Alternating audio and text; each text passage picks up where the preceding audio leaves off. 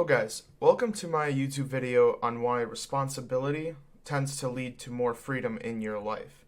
So the first thing I'd like to do is to define the two concepts, as I always do in the video, because being articulate and understanding that what we are talking about is important. So the first thing is responsibility.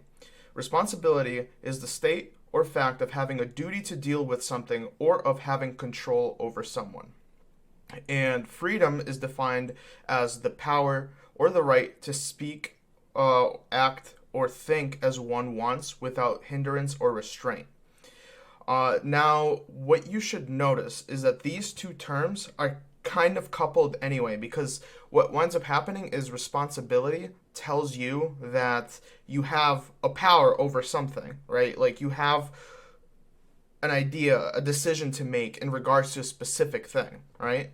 And this gives you freedom or the power to act, speak, or think however you want about this one thing that you are, taking responsibility for. Whether it be your older grandmother, right? You take the responsibility for her well-being, but you also have the freedom in how you approach this. Or whether you go off to college and you have the responsibility to go to your classes and to pick your classes, but you also have the freedom to pick whatever you want. You don't have to be stuck in a English class that you have nothing to care about.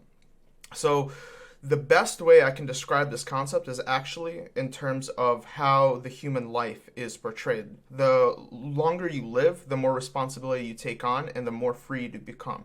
So I broke this down into 5 stages of human life, right? There's the stage of you being a baby, a toddler, a teenager, an adult, and you being elderly. So the first stage is arguably the one where you have the least freedom, but you also have the least responsibility. As a baby, you just kind of lay there, you wait for your parents to come take care of you, you cry if you need something, you laugh or you giggle, you play around. You basically go wherever your parents are. You will never be abandoned on your own. You're constantly monitored, which is the antithesis of freedom. But in terms of responsibility, you also don't have to do much. And then the next stage would be you being a toddler, which is around 4 to 12, I would guess. And at this stage, you have more autonomy over your actions. You're finally allowed to walk around your house, to talk with your parents, to communicate, which is a huge thing in terms of freedom, right? If you can't communicate, you don't get what you need. You don't do much. And like autonomy, like basic stuff like going to the bathroom, like you now choose when to go to the bathroom and stuff like that. That's like your responsibility, and because of the freedom to move around.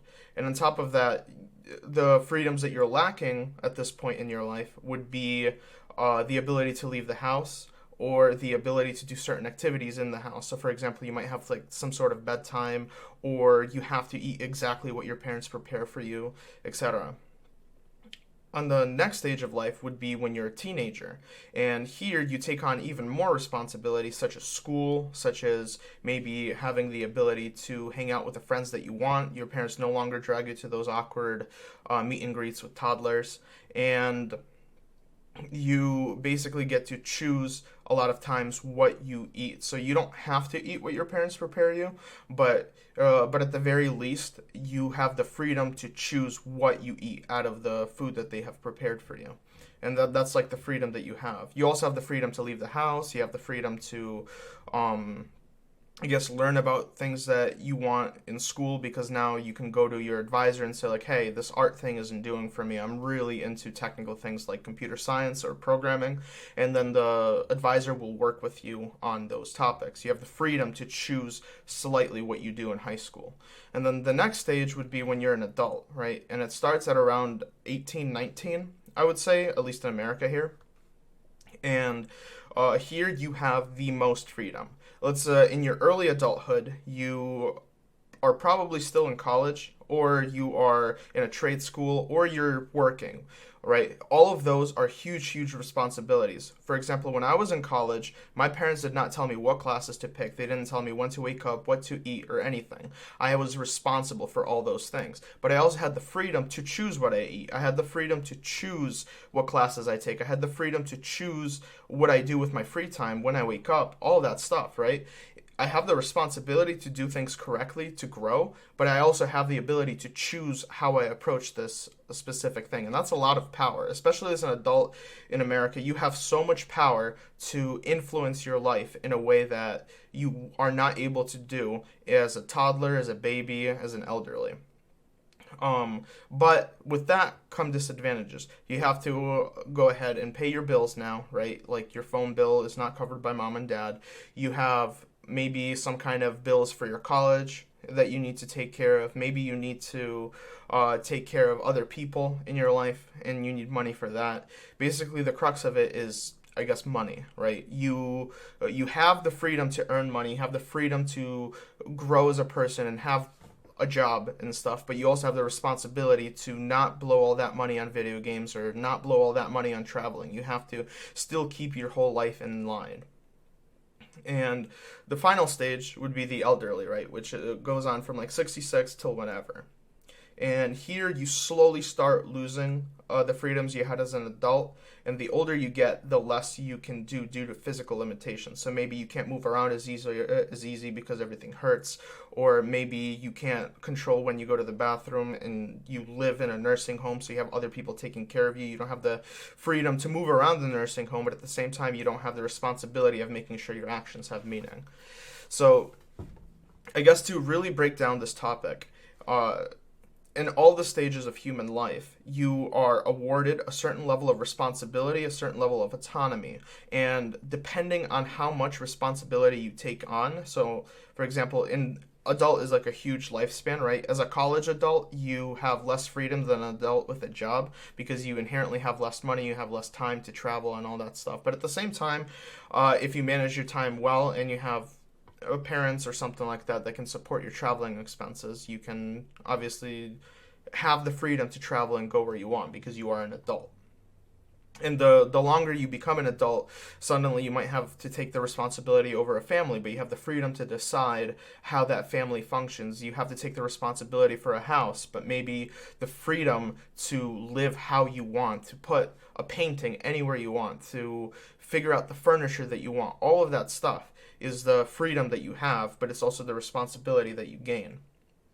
The whole point of this analogy is to show that at different stages of life, you have different responsibilities and different freedoms.